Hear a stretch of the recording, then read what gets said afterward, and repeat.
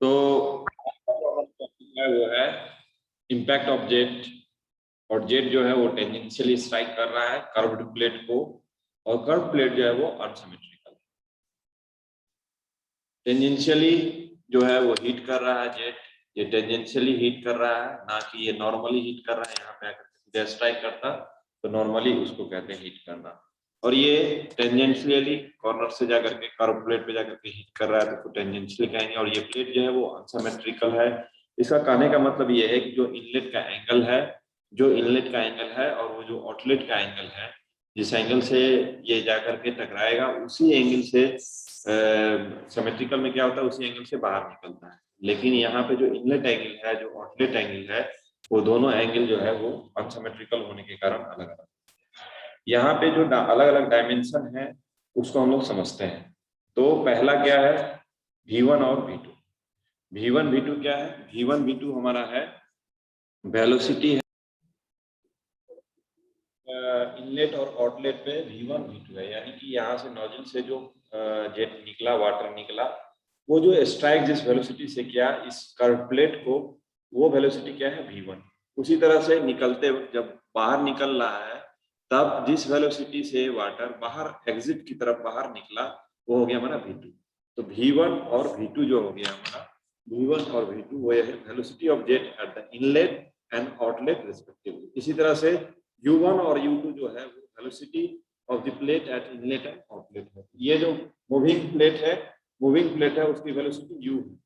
तो इनलेट के समय यानी कि जेट जब एंट्री कर रहा है, जहां से एंट्री कर रहा है वहां पे जो हमारा जेट की वेलोसिटी है, जो हमारा प्लेट की वेलोसिटी है वो U1 है।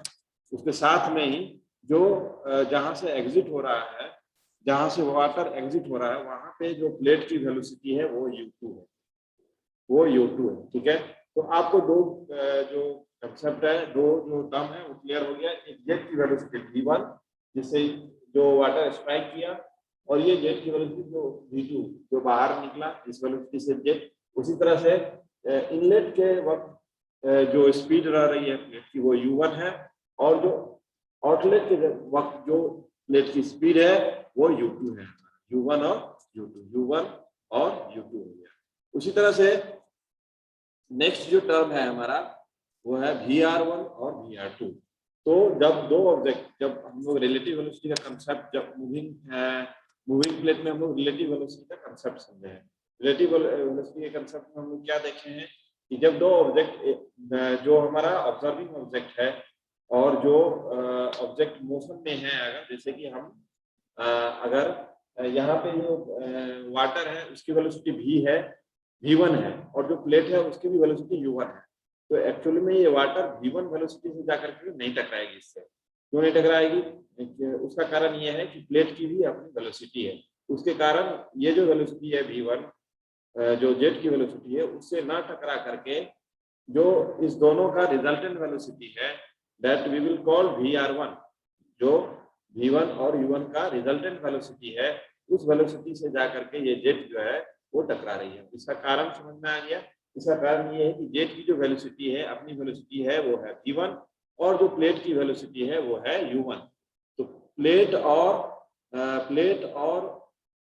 जेट की वेलोसिटी V1 और U1 होने के कारण एक जो है हमारा रिजल्टेंट, दोनों का एक रिजल्टेंट वेलोसिटी यानी कि दोनों के इक्विवेलेंट एक वेलोसिटी है वो है VR1। उसी तरह से जो हमारा VR2 है वो आउटलेट के वक्त है, जो जेट यहाँ से बाहर की तरफ निकल रहा है और प्लेट का वेलोसिटी के कारण, प्लेट की अपनी वेलोसिटी के कारण जो जेट की वेलोसिटी है V2, उससे वो बाहर नहीं निकलेगा, कुछ और डिफरेंट वेलोसिटी से वो बाहर निकलेगा। तो वो क्या होगा? तो वो जो जिस वेलोसिटी से ये बाहर निकल रहा है और जो प्लेट की वेलोसिटी है, इस दोनों वेलोसिटी का रिजल्टेंट होगा। रिजल्टेंट यानी क्या हो गया कि जो जेट की वेलोसिटी है और जो प्लेट की वेलोसिटी है, उस दोनों का जो है, उस दोनों का क्या है, ये उस दोनों का जो है ये रिजल्टेंट वेलोसिटी है, यानी कि उसका इक्विवेलेंट है। प्लेट की अपनी वेलोसिटी और जो जेट की वेलोसिटी है एग्जिट के समय में, उस दोनों के कारण जो जेट एक्चुअली में निकल रहा है उसका कुछ और वेलोसिटी है, और वो है हमारा रिलेटिव वेलोसिटी, जो कि दोनों वेलोसिटी के इक्विवेलेंट जो है वो वेलोसिटी है, इक्विवेलेंट रिजल्टेंट वेलोसिटी जिसके हम लोग कहेंगे। उसी तरह से अब हम लोग ये वेलोसिटी का टर्म खत्म हुआ। नेक्स्ट जो टर्म है वो है अल्फा। अल्फा क्या है कि अल्फा है हमारा जो v1 है, जेट की ओरिजिनल वेलोसिटी, जिस वेलोसिटी से जेट टकरा रही है, और जो u है यानी जो प्लेट की वेलोसिटी है, उस दोनों के बीच के एंगल को हम लोग अल्फा कहते हैं। यानी कि प्लेट की वेलोसिटी जो है वो हॉरिजॉन्टल डायरेक्शन में, एक्स डायरेक्शन इधर है, और जो जेट की वेलोसिटी है वो इधर है। तो इस दोनों के बीच का जो एंगल है उसको हम लोग अल्फा के नाम से बुलाते हैं, अल्फा के नाम से बुलाते हैं। ठीक है। उसी तरह से एग्जिट के समय, आउटलेट के समय क्या है हमारा कि जो हमारा प्लेट के जो हमारा v है, ये v है जो जेट की वेलोसिटी है, जेट की वेलोसिटी है, और जो प्लेट का डायरेक्शन है वो इस डायरेक्शन में है, इस डायरेक्शन में प्लेट की वेलोसिटी है, इस डायरेक्शन में। तो उस दोनों के बीच का एंगल जो है वो बीटा है। तो जो अल्फा और या बीटा जो है वो इनलेट और आउटलेट में किसके किसके बीच का एंगल है, तो जिस वेलोसिटी से जेट टकरा रही है ओरिजिनल वेलोसिटी, और जो हमारा प्लेट का डायरेक्शन है यानी कि इस तरफ राइट साइड में, उस दोनों के बीच का जो एंगल है ये अल्फा है, और ये जो बाहर निकल रहा है वो और जो आउटलेट पे जो है ये बीटा हो गया। उसी तरह से थीटा एंगल को अगर हम देखें तो थीटा एंगल क्या है कि हम अभी पढ़े हैं कि जो वेलोसिटी है हमारी जेट की वेलोसिटी और जो प्लेट की वेलोसिटी है उसके कारण एक रिजल्टेंट वेलोसिटी बनी, दोनों वेलोसिटी के कारण। तो जो ये रिजल्टेंट वेलोसिटी है और जो प्लेट की वेलोसिटी है, उस दोनों के बीच का जो एंगल है वो है थीटा हमारा। तो जिस एक्चुअल वेलोसिटी से ये टकरा रहा है जेट से, वो VR1 है। तो एक्चुअल जो रिजल्टेंट वेलोसिटी हो गया और जो हमारा प्लेट की वेलोसिटी u है उसके बीच का एंगल जो हो गया वो थीटा हो गया। उसी तरह से ये इनलेट का कंडीशन है। और उसी तरह से निकलते वक्त या जब टकरा करके बाहर निकलेगा, निकलते वक्त क्या है कि ये VR1 जो एक्चुअल जो रिजल्टेंट वेलोसिटी है जेट की वेलोसिटी और जो प्लेट की वेलोसिटी है उसका जो रिजल्टेंट वेलोसिटी है VR2, और जो हमारा प्लेट की वेलोसिटी है इस डायरेक्शन में, तो इस दोनों के बीच का जो एंगल हो गया वो हो गया फाई। यानी कि थीटा और फाई, थीटा और फाई क्या हो गया, रिलेटिव वेलोसिटी और रिलेटिव या रिजल्टेंट वेलोसिटी और यू के बीच का एंगल इनलेट और आउटलेट के वक्त। उसी तरह से जो ये v वेलोसिटी है, v1 वेलोसिटी है, ये चूंकि इंक्लाइंड है, टेंजेंशियली इसे टकरा रहा है, तो इसको हम दो कंपोनेंट में चेंज कर सकते हैं, एक हॉरिजॉन्टल कंपोनेंट में चेंज कर सकते हैं और एक वर्टिकल कंपोनेंट। कोई अगर इंक्लाइंड वेक्टर है तो उसको हम लोग दो पार्ट में इसको तोड़ सकते हैं, एक हॉरिजॉन्टल और एक वर्टिकल, दो पार्ट में इसको जो है तोड़ सकते हैं। तो v1 जो है उसका हॉरिजॉन्टल कंपोनेंट जो है वो Vw1 है, और जो वर्टिकल कंपोनेंट है Vf1 है। तो जो Vw1 है, और उसी तरह से अगर हम एग्जिट पे देखें, आउटलेट पे देखें, तो यहाँ से ये हमारा V2 है, ये बीच वाला V2 है, इसका जो हॉरिजॉन्टल कंपोनेंट है Vw2, और जो वर्टिकल कंपोनेंट है वो है Vf2। यानी कि Vw1 और Vw2 का एक पर्टिकुलर नाम है, यानी कि जो हमारा जेट का वेलोसिटी है इनलेट और आउटलेट के वक्त, उसका जो हॉरिजॉन्टल कंपोनेंट है उसको हम लोग क्या बोलते हैं, व्हील्ड वेलोसिटी। तो Vw1 हो गया इनलेट के वक्त, और जब टकरा करके बाहर वापस जा रहा होता है तो Vw2, इसको हम लोग क्या कहते हैं, व्हील्ड वेलोसिटी कहते हैं। उसी तरह से ये जो जेट की वेलोसिटी है उसका जो वर्टिकल कंपोनेंट है Vf1, यहाँ पे ये इसका वर्टिकल कंपोनेंट Vf1, और यहाँ पे जो बाहर निकल रहा है Vf2, जो हमारा वर्टिकल कंपोनेंट है Vf1 और Vf2, उसको हम लोग फ्लो वेलोसिटी कहते हैं। फ्लो वेलोसिटी के नाम से जानते हैं eight inlet and outlet, Vf1 और Vf2, Vf1 और Vf1 और Vf2 को हम लोग फ्लो वेलोसिटी कहते हैं एट इनलेट एंड आउटलेट।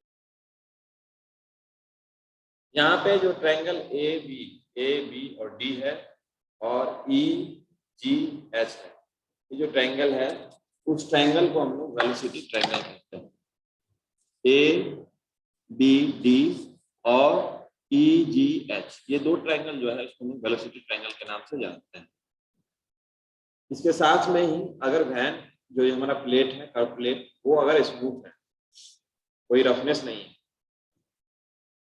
और जो वेलोसिटी का डायरेक्शन है इनलेट और आउटलेट, यानी कि जो प्लेट का जो प्लेट की वेलोसिटी है इनलेट के टाइम में u1 है और आउटलेट के टाइम में u2 है, ये दोनों अगर बराबर है, u1 equal to u2 equal to u, उस स्थिति में जो रिलेटिव वेलोसिटी है हमारी, जो रिजल्टेंट वेलोसिटी है जेट का और v का, वो सेम है। Vr1 इक्वल टू क्या होता है, Vr2। दोनों जो हमारा रिजल्टेंट वेलोसिटी है Vr1 और ये VR2 ये दोनों वेलोसिटी क्या होगी, सेम होगी। ये दोनों वेलोसिटी क्या होगी, सेम होगी। लोग निकाल रहे हैं कि इस स्थिति में जो tangential unsymmetrical curve moving plate है, उस केस में जो एक्स डायरेक्शन में जो फोर्स लगा रहा है, फोर्स एक्ट हो रहा है, वो कितने के बराबर है।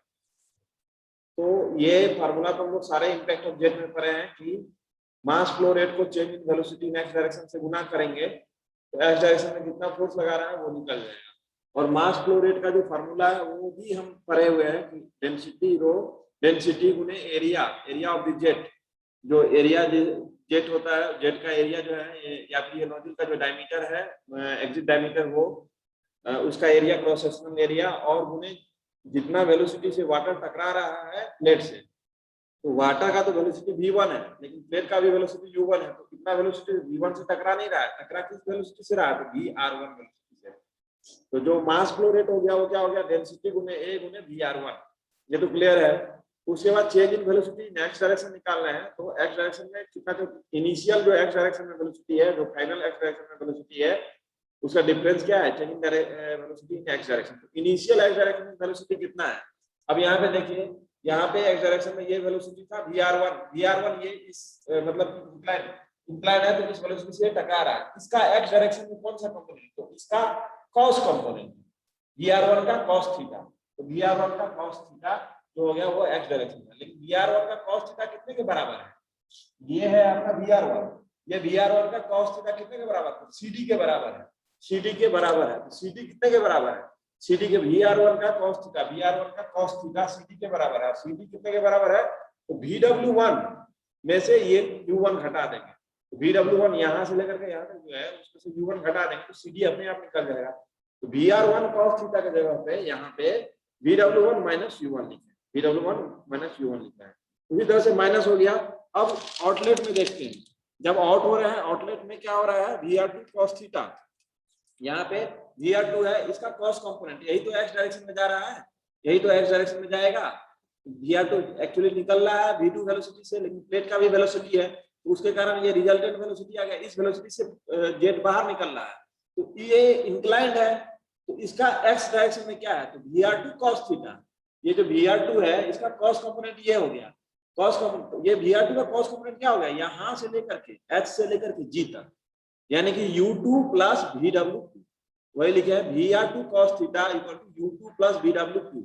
अब ये माइनस क्यों लिखे हैं, माइनस इसलिए लिखे हैं कि जब टकरा रहा था, जब टकरा रहा है तो जो x का कंपोनेंट है वो किधर है, इधर की तरफ, राइट डायरेक्शन में। और जब टकरा करके वापस आ रहा है तो किधर कंपोनेंट है, इधर डायरेक्शन में, लेफ्ट डायरेक्शन में। एक हमारा जो है सो राइट डायरेक्शन में टकराने के बाद, और इधर क्या है, लेफ्ट डायरेक्शन में। तो दोनों के डायरेक्शन को, एक प्लस होगा और एक माइनस होगा। एक ये वाला कंपोनेंट प्लस है क्योंकि इधर है, और ये वाला इधर है तो इसलिए माइनस लगा, पहले से माइनस है, माइनस प्लस होगा। vw1 minus u1 u2 plus vw2। अब इसको अलग अलग कर दिए, ये ब्रैकेट हटा दिए। u1 और u2 पहले हम लोग एज्यूम क्या किए हैं कि जो इनलेट वेलोसिटी है कर्व प्लेट का और आउटलेट वेलोसिटी है दोनों बराबर है, यानी कि टकराते वक्त जो प्लेट का वेलोसिटी है और जो बाहर जब आ रहा है जेट तब जो वेलोसिटी है प्लेट का, वो दोनों बराबर है और वो u के बराबर है।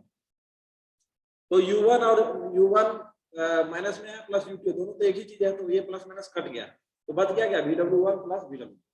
अब अगर थीटा 90 डिग्री रहेगा, सॉरी बीटा अगर 90 डिग्री रहेगा, बीटा अगर 90 डिग्री रहेगा तो आप देखिए ये बीटा है, बीटा अगर 90 डिग्री हो जाएगा तो ये क्या हो जाएगा, ये खींचा करके ऐसे हो जाएगा, यानी कि vw2 क्या हो जाएगा, खत्म हो जाएगा।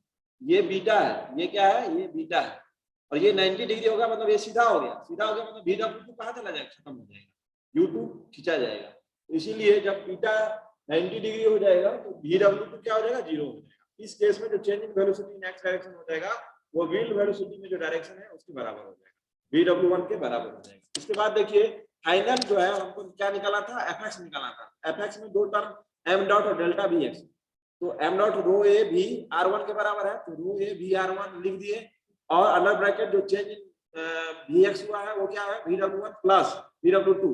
तो प्लस और माइनस दोनों, तो माइनस किसके लेते हैं, बीटा 90 डिग्री से अगर बड़ा रहेगा ये प्लस है एक्यूट एंगल, यानी कि 90 डिग्री से कम रहेगा। तो यहाँ पे आप देख सकते हैं ये जो बीटा है वो 90 डिग्री से क्या है, कम है, 90 डिग्री से कम है। 90 डिग्री पे क्या हो जाएगा, VW2 खत्म हो जाएगा, VW2 खत्म हो जाएगा। और 90 डिग्री से अगर अधिक हो गया तो ये माइनस हो जाएगा, ये क्या हो जाएगा, माइनस हो जाएगा। तो जो फोर्स इन एक्स डायरेक्शन का इक्वेशन हो गया वो ये हो गया, रो ए VR1 under bracket VW1 plus minus VW2। VW1 क्या है, व्हील वेलोसिटी है, रो है डेंसिटी, ए है एरिया, जेट का एरिया, और VR1 क्या है हमारा, relative velocity at the inlet, जो रिजल्टेंट वेलोसिटी है या relative velocity at the inlet of the curve head. पर सेकंड निकालने के लिए क्या करते हैं कि एक्स डायरेक्शन में जो फोर्स है उसको हम लोग क्या करते हैं, उसको हम लोग जो प्लेट की वेलोसिटी है उससे मल्टीप्लाई कर देते हैं। प्लेट की वेलोसिटी क्या है, u, और जो एक्स डायरेक्शन में जो फोर्स अभी निकाले हैं वो क्या निकाले हैं, रो है VR1 into VW1 plus minus VW2 into u। तो ये हमारा क्या हो गया, ये पावर डेवलप्ड हो गया, यानी कि वर्क डन पर सेकेंड हो गया, ये हमारा आउटपुट हो गया। उसी तरह से जो इनपुट जा रहा है, जो पानी यहाँ से टकरा रहा है उसके उसमें क्या है, काइनेटिक एनर्जी है, उसमें वेलोसिटी के कारण क्या है, काइनेटिक एनर्जी। तो वो काइनेटिक एनर्जी कितने के बराबर है, हाफ mv स्क्वायर। मास बराबर क्या होता है, डेंसिटी गुने एरिया गुने वेलोसिटी, यानी कि ये वॉल्यूम हो गया, डेंसिटी गुने वॉल्यूम। तो डेंसिटी गुने एरिया गुने वेलोसिटी, वेलोसिटी जिस वेलोसिटी से टकरा रहा है वेलोसिटी v1 है, और यहाँ भी क्या है v1 ही होगा। ये वेलोसिटी जिस वेलोसिटी से जेट एक्चुअली में टकरा रहा है वो v1 है, ठीक है। तो सॉरी, जो जेट का वेलोसिटी है वो है हमारा v1, एक्चुअली जो टकरा रहा है वो तो VR1 है, ठीक है। तो आउटपुट बाय इनपुट कर दिए, ये हमारा क्या निकल गया, एफिशिएंसी निकल गया। ये हमारा क्या निकल गया, एफिशिएंसी निकल गया, ये हमारा एफिशिएंसी।